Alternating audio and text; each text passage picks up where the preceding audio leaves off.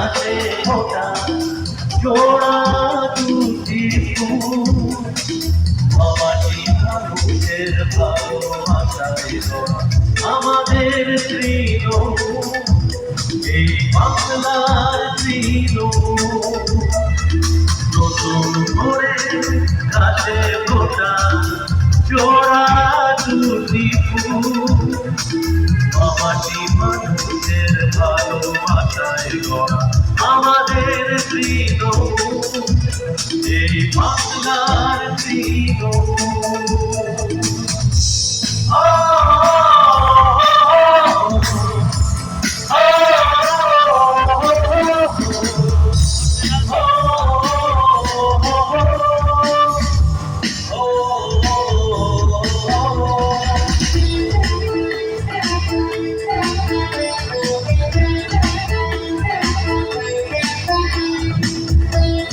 সর্বস্তরের মানুষের সঙ্গে যার একাত্ম সম্পর্ক সেই নির্বাচিত আমাদের প্রিয় সভাপতি বিশ্বজিৎ দাস এবার আপনাদের সামনে বক্তব্য তুলে ধরবেন। নমস্কার, ধন্যবাদ জানাই শঙ্করদাকে যে দীর্ঘক্ষণ ধরে আজকের এই সভা পরিচালনা করছেন। কোথা থেকে আমি কথাটা বলেছিলাম, কিন্তু আপনারা সেই কথাটা শুনেছেন এবং প্রতিটি মানুষ একটা রেজিমেন্ট দলের মতন যে শেষ বক্তব্য রাখা পর্যন্ত যে আমরা এখানে এসেছি কিছু শুনতে, আপনারা এখানে মঞ্চ ছাড়েননি, এই প্রেক্ষাগৃহ থেকে বেরিয়ে যাননি। আমি আমার অন্তঃস্থল থেকে আপনাদের কাছে আমি কৃতজ্ঞতা প্রকাশ করছি, ধন্যবাদ জানাচ্ছি আপনাদের। আগামী দিনেও এইভাবে আমাদের চলতে হবে, এটা নিয়ে আমাদের অনেক কথা শুনতে হবে।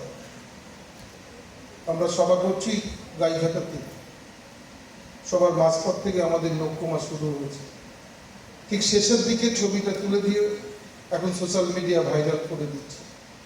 নিশ্চিত এটা আমরা তো সৈনিক তৃণমূল কংগ্রেসের অনেক ঘাত প্রতিঘাত লড়াইয়ের মধ্যে দিয়ে এসেছি, অতএব আমাদেরকে মনে রেখে চলা উচিত যে আজকে দল সরকারে আছে, আজকে দল আছে তাই আমরা আছি। ধন্যবাদ আপনাদের। মঞ্চ উপস্থিত আমার দীর্ঘদিন একসঙ্গে বিধানসভায় কাটিয়েছি, সতীর্থ বিধায়ক একসঙ্গে কাজ করেছি।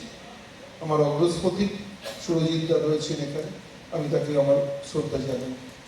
মঞ্চে উপস্থিত রয়েছেন, আমি শঙ্করদার কথা আগেই বললাম, যিনি অত্যন্ত দায়িত্ব নিয়ে বনগাঁ এই লোকসভা কেন্দ্রটাই, বিশেষ করে বনগাঁ সাংগঠনিক জেলায় যখন দেখেছি তখন পেয়েছি। আর একজন মানুষ যারা আমার অভিযোগিতায় আমার সঙ্গে বা আমার রাজনৈতিক জীবনে যার বাবার সঙ্গে চলতে চলতে এসেছি, সেই সম্পর্কেই আমার সঙ্গে গোপাল দাস সম্পর্ক, সেই বাড়িতে যাত্রা। আজকে এমন একটা মহান দিন আমাদের কাছে, আবার বেদনার দিন, যে আমার প্রয়াত নেতা যার হাত ধরে রাজনৈতিক জীবনে পথ চলা শিখেছি, আজকে তিনি আমাদের মধ্যে নেই। সেই প্রয়াণ দিবসে আমি আমার সেই প্রবাদপতির নেতা প্রয়াত ভূপেন্দ্রনাথ শেঠ মহাশয় আমি আমার শ্রদ্ধা নিবেদন করছি, তার বিদায়ী আত্মার শান্তি কামনা করি এবং তার পরিবারবর্গকে সমবেদনা জানাই। তিনি যেখানেই থাকুক, তিনি ভালো থাকুক এবং উপর থেকে নিশ্চিতভাবে আমাদের আশীর্বাদ করবে। তাঁর এই প্রিয় শহর বনগাঁ শহর, তাঁর এই প্রিয় বনগাঁ মহকুমা, যে বনগাঁর একজন বিধায়ক হিসাবে থেকে বনগাঁ মহকুমার যে অবিসংবাদিত নেতা ছিলেন বটবৃক্ষের মতন, তাই আজকের দিনটা আমি বেছে নিয়েছি তার প্রণয়ন দিবস। আমি শ্রদ্ধা জানাচ্ছি, আপনারা সেই সঙ্গে জানিয়েছেন, এই জন্য আপনারা উপস্থিত হয়েছে, খুব ভালো লাগছে। এই সঙ্গে সঙ্গে আরও একটা দিন আমরা পেয়েছি, আজকের দিনে আমরা সরকার গঠন করেছিলাম 2011 সালে, ঠিক বলছি তো? 2011 সালে আমরা সরকার গঠন করেছিলাম, সেই মহান দিন, সেই শপথ নেবার দিন, যে এই দিনে আমরা আজকে এখান থেকেও শপথ নিয়ে যাব যে 2026 সালে যে মাটি তৃণমূল কংগ্রেসের মাটি হিসাবে পরিচিত, যে মাটি মমতা বন্দ্যোপাধ্যায়ের মাটি হিসাবে পরিচিত, পরিবর্তন যাত্রা বনগাঁ থেকে শুরু হয়েছিল। এই বনগাঁর মাটি সারা পশ্চিমবাংলার তৃণমূল কংগ্রেসকে উজ্জীবিত করেছিল। এক সময় দাঁড়িয়ে বনগাঁ মহকুমার সবকটি আসন আজকে আমরা এখান থেকে তৃণমূল কংগ্রেসকে দিতে পেরেছি মমতা বন্দ্যোপাধ্যায়। আজকে এমন কি হয়েছে যে বনগাঁ মহকুমা যদি সবকটি আসন আমরা হারিয়েছি।